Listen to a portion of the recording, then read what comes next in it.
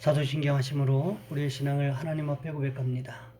나는 전능하신 아버지 하나님, 천지의 창조주를 믿습니다. 나는 그의 유일하신 아들 우리 주 예수 그리스도를 믿습니다. 그는 성령으로 잉태되어 동정녀 마리아에게서 나시고 본디오 빌라도에게 고난을 받아 십자가에 못 박혀 죽으시고 장사된 지 사흘 만에 죽은 자 가운데서 다시 살아나셨으며 하늘에 오르시어 전능하신 아버지 하나님 우편에 앉아 계시다가 거기로부터 살아있는 자와 죽은 자를 심판하러 오십니다. 나는 성령을 믿으며 거룩한 공교회와 성도의 교제와 죄를 용서받는 것과 몸의 부활과 영생을 믿습니다. 아멘. 찬송가 432장입니다. 찬송가 432장입니다. 큰 물결이 설레는 어두운 바다 저 등대의 불빛도 희미한데 이 풍랑에 배 저항해하는 이 작은 배 사공은 주님이라 나 두려움없네 두려움없도다 주 예수님 넓게 여기시도다 이 흉흉한 바다를 다 지나면 저 소망의 나라에 이르리라 큰 풍랑이 이 배를 위협하며 저 깊은 물 입 벌려 달려드나 이 바다에 저항해하는 이 작은 배 사공은 주님이라 나 두려움없네 두려움없도다 주 예수님 넓게 여기시도다 이 흉흉한 바다를 다 지나면 저 소망의 나라에 이르리라 큰 소리로 물결을 명하시면 이 바다는 고요히 잠자리라 저 동력이 환하게 밝아올 때 나 주 함께 이 바다 건너가리 나 두려움없네 두려움없도다 주 예수님 넓게 여기시도다 이 흉흉한 바다를 다 지나면 저 소망의 나라에 이르리라. 아멘. 오늘 말씀 열왕기상 1장에서 보겠습니다. 열왕기상 1장 11절로 21절까지 말씀입니다. 열왕기상 1장 11절로 21절까지 말씀입니다.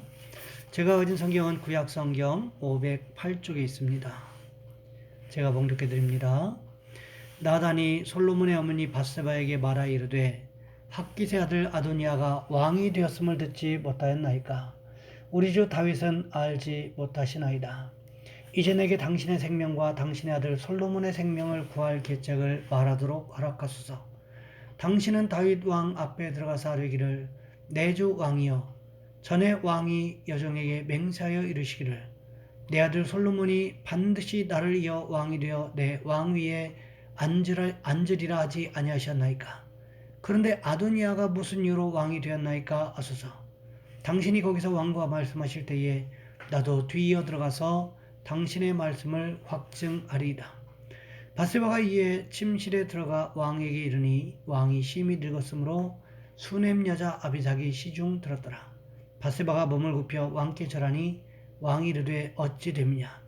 그가 왕께 대답하되 내 주여 왕이 전에 왕의 하나님 여호와를 가리켜 여종에게 맹세하시기를 내 아들 솔로몬이 반드시 나를 이어 왕이 되어 내 왕위에 앉으리라 하셨거늘 이제 아도니아가 왕이 되었어도 내 주 왕은 알지 못하시나이다.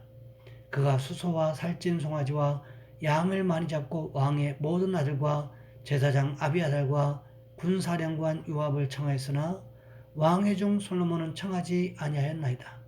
내 주 왕이여 온 이스라엘이 왕에게 다 주목하고 누가 내 주 왕을 이어 그 왕위에 앉을지를 공포하시기를 기다리나이다.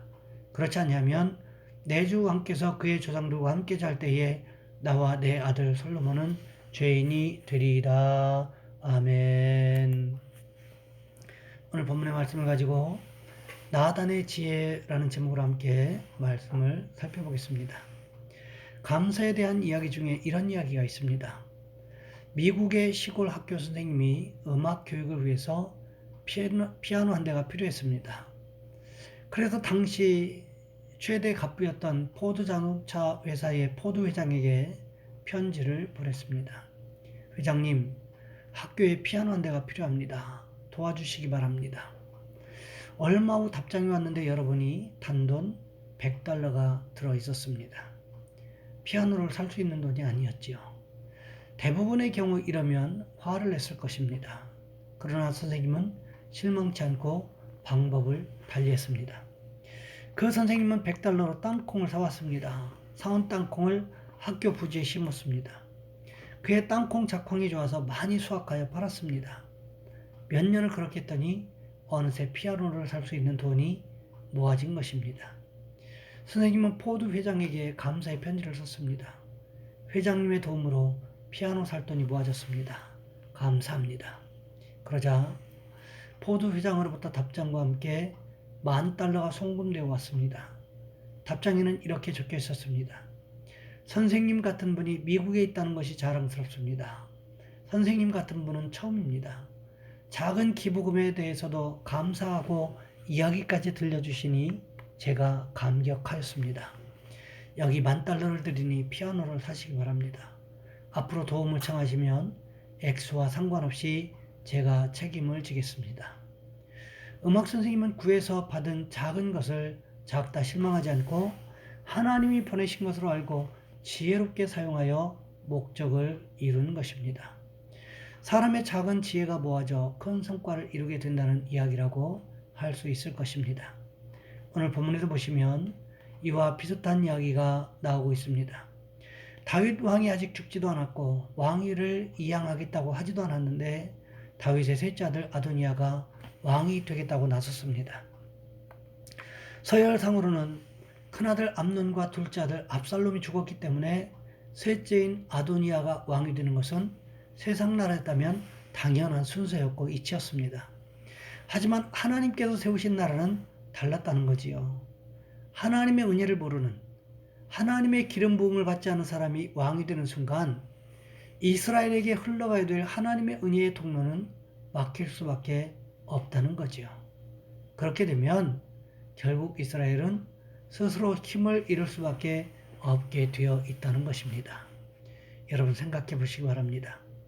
하나님이 통치하지 않는 이스라엘을 상상이나 할 수 있겠습니까? 결국 하나님의 통치를 받지 못한다면 세상의 통치를 받게 될 것인데 그렇게 되면 세상 나라들과 이스라엘이 구별됨이 없게 된다는 거지요. 그때 누가 나섭니까? 하나님의 섭리를 깨닫고 있었던 나단 선지자가 나서는 것을 볼 수가 있습니다. 나단이 누구였습니까? 다윗이 밧세바와 간음하고 우리아를 교살했을 때 다윗에게 찾아가서 다윗의 잘못을 지적했던 하나님께서 다윗에게 보내신 선지자였다는 것입니다. 하지만 지금의 나라 형편은 나단에게 극도로 불리하게 진행되고 있었습니다. 군대 장관이었던 요압이 아도니아 편에 섰습니다. 거기에다가 아비아달 제사장도 또한 아도니아 편에 서 있었습니다. 그런데 솔로몬은 너무 어렸습니다. 거기에다가 설상가상으로 다윗은 너무 늙었습니다. 더군다나 잘못 나섰다가는 자신도 아도니아에게 목숨을 잃게 될 것은 불을 보듯 뻔한 일이었습니다. 하지만 이렇게 중요할 때 누군가 나서지 않는다면 하나님의 뜻이 막히게 되고 하나님의 통로가, 하나님의 은혜의 통로가 영원히 막히는 일이 일어나지 않겠습니까? 그래서 나단 선지자가 지혜롭게 나서기 시작합니다. 누구를 찾아갑니까? 밧세바를 찾아갑니다. 누군가 아도니아의 감시를 피해서 다윗 왕을 찾아가서 지금의 상황을 정확하게 알릴 사람이 필요했는데 그때 가장 적임자가 바로 밧세바였다는 거죠. 왜 그랬을까요? 다윗 왕의 아내였기 때문에 아도니아 측근의 사람들에게 의심을 살 일이 없었고 더군다나 솔로몬을 왕으로 세우겠다고 하신 하나님의 말씀을 다윗과 함께 공유했던 사람이기도 했기 때문이었습니다. 그렇습니다. 때로 하나님께서는 사람을 통해서 일해 나가신다는 것을 우리는 기억해야 한다는 것입니다. 하나님께서도 시대마다 필요한 사람들을 통하여 교회의 부흥과 국가의 부흥과 또 복음의 부흥을 이끌어 가셨던 모습들을 우리는 교회사에서 종종 발견할 수 있게 됩니다. 마찬가지로 오늘 본문에 보시면 나단 선지자는 밧세바를 통하여 하나님의 뜻이 이루어지기를 원하고 있다는 거지요. 그래서 나단 선지자는 밧세바에게 다윗 왕을 찾아갈 것을 요청했습니다. 그리고는 무슨 말을 하라고 가르쳐주고 있습니까? 오늘 본문 13절 말씀에 보시면 이렇게 기록하고 있습니다. 당신은 다윗 왕 앞에 들어가서 아뢰기를 내 주 왕이여 전에 왕이 여종에게 맹세하여 이르시기를 내 아들 솔로몬이 반드시 나를 이어 왕이 되어 내 왕위에 앉으리라 하지 아니하셨나이까. 그런데 아도니아가 무슨 이유로 왕이 되었나이까 하소서. 나단은 가장 어려운 위기의 순간에 가장 중요한 것이 무엇일까를 먼저 생각했다는 것입니다. 그것은 아도니아에게 무력으로 대항하는 것도 아니었습니다. 그렇다고 발을 동동 구르면서 걱정만 하고 있는 것은 더더군다나 아니었습니다. 이 모든 문제는 오로지 다윗이 하나님께서 약속하셨던 말씀을 기억하고 올바른 결정을 내리기만 하면 모든 것이 한순간에 정리될 수 있는 문제라는 것을 알았다는 거지요. 이것은 하나님께서 나단 선지자에게 주신 지혜였다는 것입니다. 생각해 보세요. 나단 선지자가 간음죄를 저지른 다윗을 찾아갔을 때도 비유로 먼저 말했습니다. 양과 소가 심히 많은 부자와 작은 암양새끼 한 마리를 기르던 가난한 사람을 비유로 이야기했습니다. 어떤 행인이 이 부자에게 오자 부자가 힘으로 가난한 사람의 한 마리밖에 없는 양을 뺏어다가 자기에게 온 사람을 대접하기 위하여 잡았다는 거지요. 그 이야기를 들었던 다윗이 노발대발하지 않습니까? 그런 놈은 당장에 잡아들여야 된다고. 하나님의 살아계심을 두고 맹세하노니 이런 일을 행한 사람은 마땅히 죽어야 한다고 화를 불같이 내지 않습니까? 그때 그 상황을 나단이 말 한마디로 정리합니다. 그 부자가 바로 다윗 당신이라고.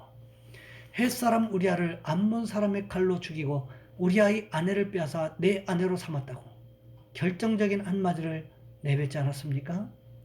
이것이 하나님께서 주신 나단의 지혜였습니다. 생각해 보세요. 나단 선지자가 갑자기 다윗을 찾아가서 밧세바 이야기를 꺼내고 우리아의 이야기를 먼저 했다면 다윗이 어떻게 했을까요? 왕권을 사용해서 나단 선지자를 죽일 수도 충분히 있었다는 것입니다. 하지만 나단 선지자가 다윗 왕에게 이야기를 통하여 경계심을 풀게 만들었고 마치 자신의 이야기가 다른 사람의 이야기처럼 들리게 만들었다는 거지요. 그러므로 인하여 나단 선지자가 결과를 말했을 때 다윗의 통회 자복을 이끌어낼 수가 있었다는 것입니다. 여러분 그렇습니다. 우리에게 오늘날 필요한 것이 있다면 바로 나단과 같은 지혜인 줄 믿습니다. 나단이 만일 우리 자신이 다윗 왕을 만나기 위해서 나섰다면 어쩌면 이 모든 일이 어그러지게 되었을지도 모를 일입니다. 하지만 나단은 자신이 나선 것이 아니라 누구를 앞세웠습니까? 바로 다윗 왕의 아내인 밧세바를 내세웠다는 것입니다. 우리에게도 이런 지혜가 있기를 원합니다. 사람을 통하여 일하시는 그 하나님을 우리도 경험할 수 있기를 원합니다. 그러므로 인하여 우리에게도 나단과 같은 지혜가 충만해지는 축복이 있으시기를 주님의 이름으로 부탁을 드립니다. 이 시간 우리 한 목소리 함께 기도하겠습니다. 하나님, 우리도 사람을 통하여 일하시는 그 하나님을 경험하게 도와주옵소서. 우리를 돕는 손길들이 올 한 해 많아지게 도와주옵소서. 이 시간 또 우리의 자녀손들을 위해서, 직장에 다니는 자녀손들을 위해서, 또 직장 취업의 문제를 가지고 기도하고 있는 자녀손들을 위해서, 진학의 문제를 가지고 기도하고 있는 우리 자녀손들을 통해서 위해서 이 시간 우리 주여 한번 간절히 부르신 후에 한 목소리 함께 기도합니다. 주여, 사랑의 하나님, 우리를 도와 주시기를 원합니다.